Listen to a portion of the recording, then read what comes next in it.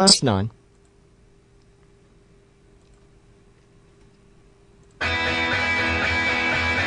Live from the New Scientist Labs, it's Janine Young with Wammo on Kiwi.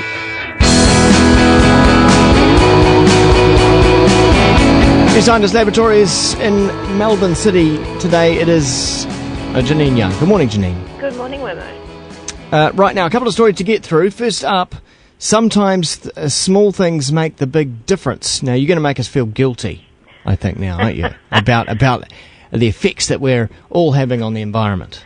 Perhaps not guilty, but certainly more aware, so you can then make a difference and change your behaviour and then make a positive impact on the environment. How about that? Is that a better way? That sounds like a nice way of putting it. I mean, I think most people generally try to do the right things, right, now by recycling, making sure the right things go out to the curb, recycling, and maybe some of us have chosen not to have bottled water these days. All that kind of stuff. Even if you're doing all of that, you're buying your local produce, you're reusing your plastic bags, it's very likely that some other habits that are actually causing a bit more damage than you expected. Number one on the list that's been published this week is coffee. Now, a lot of people think that, it's sustainably produced and it's organic and it's got fair trade and all that sort of stuff. And that's no bad thing. So it is a way to help stop exploitation, and by buying organic, you may have some more sustainable production techniques. But what people don't realise is that the average cup of black filter coffee is still responsible for 125 grams of CO2 emissions. 2/3 is from production, and the other third is from brewing. But what this actually means is that if you have a 6-a-day caffeine habit, and we will call it a habit because it doesn't be that way. That's extreme, yeah. That's more than 175 kilograms of CO2 a year. Now, that means nothing until you realise that it's equivalent to a single flight between London and Rome. Is it? Yes. It's an extraordinary amount of emissions, and you think to yourself, But then on the bigger scale of things, I mean, how important is that? I mean, how big is that in the big scale of, CO2 emissions? Well, think about the number of people that have coffee every day. There's another thing that a lot of people don't realise is the paper coffee cups that we actually get in every coffee shop on the planet, basically. Takeaways, yeah. They go to landfill. They're actually not reusable. Aren't they? Yes. Is that because of the plastic kind of they've got a slight sheen of plastic? They have a coating on them, yes, and that's why. I mean, you can actually get reusable coffee cups now, certainly in Australia, and an Australian company has actually put them out. Don't know if they're available in New Zealand, but I'm pretty certain they're available online. Don't know if I'm allowed to mention names, and I won't if I can't. Oh, go for it if you need to. It's called Keep Cup. Oh, yeah? It's an environmentally sensitive cup that you keep, and it's the same size as a coffee cup. And baristas like it because it actually fits into their machines and the like, and it means that you're reducing waste to landfill, and that can only be a good thing. And surely, if you go to a regular coffee joint every day and you work nearby, you could always just take down your own mug, couldn't you? Apparently the size of some mugs is a bit of a problem. Yeah, I know. There's always a catch. I didn't know that size mattered when it comes to coffee.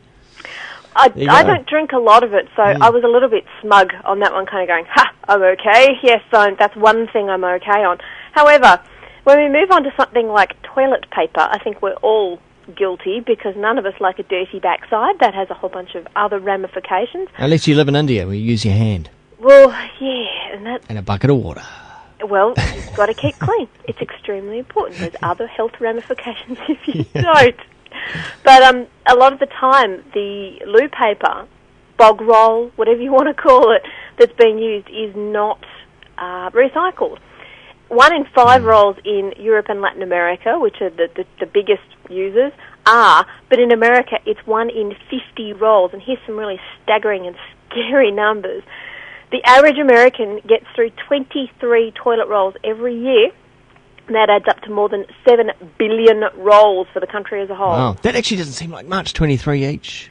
Well, you think that's kind of reasonable across a year. You think, you might get through one every fortnight, because there's 26 fortnights in a year. But actually, maybe we should just cut down our usage just a little bit, because I sat in the toilet to work and hear someone going, ba-ding, ba-ding, yeah, doing the full...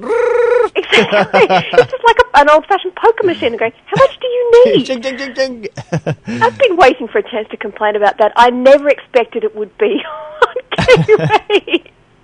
But the problem with non-recycled toilet paper is that it is using virgin pulp. So it's using a lot of timber that's come out of often hardwood forests in North America. And they like virgin pulp because it has long fibres, which makes it nice and soft.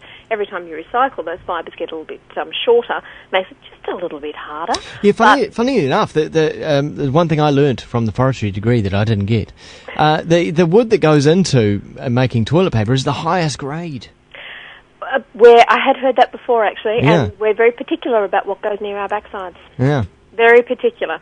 But in time, they're going to have to put more recycled content in. One way to be able to improve this is to, as we said, not play poker machines with your toilet roll and try and cut down your usage just a little bit. And that's what they have soap for, people. You can actually wash your hands afterwards. It's not the end of the world. But also using Forest Stewardship Council certified toilet tissue. It's a certification technique that means it's actually coming out of sustainable forests. Okay, there are a whole lot of other examples in this article as well, and people can go and check out the list in the New Scientist magazine next week. Now, on to this next story about underwater exploration, and because apparently it's been building in the news over the last few months, stories about finding stuff, old ancient civilizations underwater. There's always the great old myth of Atlantis. Everybody wants to think that they've found it. It started with Plato in 360 BC writing a book about a civilization that were very powerful, and then maybe they became greedy and bankrupt, and they led a failed attack on Athens, and then the island sank, and people are kind of looking at where perhaps it could be. But in the meantime, there's been a number of actual real cities that have sunk into the ocean and are now being rediscovered. Heraclion and Eastern Canopus in Egypt, just near the Nile Delta, just on the northern coast, and they used to be fabulously wealthy and grand. They were famous in the ancient world. But, pardon me, they found that because these cities were built on sand, over time, as you'd have large tides come in and the like, the extra weight of the water caused the ground to collapse. And even though they tried to pack it over time, eventually it just collapsed and disappeared into the sea. Yeah. And they're finding amazing things like coins and amulets and jewellery from 6th century BC. Wow. I get really excited about Yeah. stuff like this. It's Yeah. just amazing. Yeah, I'm making it my mission. One day I'm going to be in Pompeii. I One want day. to go I'm to gonna Pompeii. Yeah. I'm fascinated by it, but it doesn't even have to be ancient civilizations, although there's one called Atlantis in Israel. There's another one called Yonaguni just off Japan. That one is really interesting because it's actually not a city at all, but some people think it is.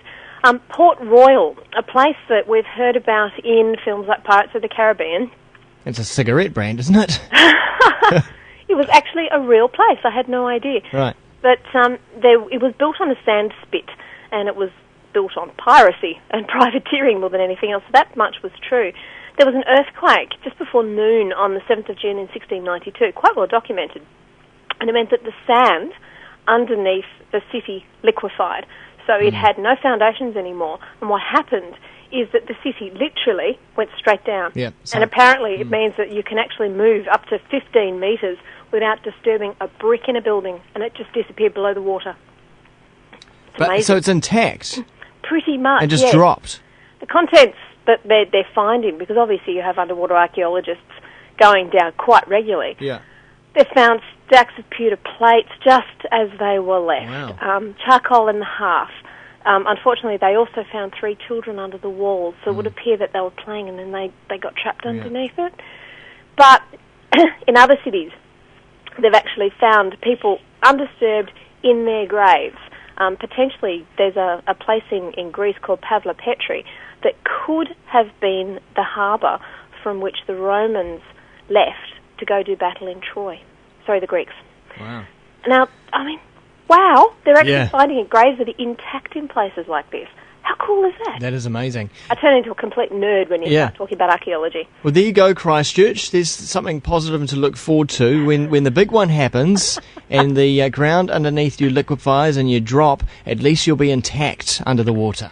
Yes, the archaeologists can come along later and deconstruct the society. Good. That's good news for Christchurch. Janine, thanks so much for telling us. My pleasure. Those stories you'll find in the New Scientist magazine coming out next week. Track now from Golden Axe.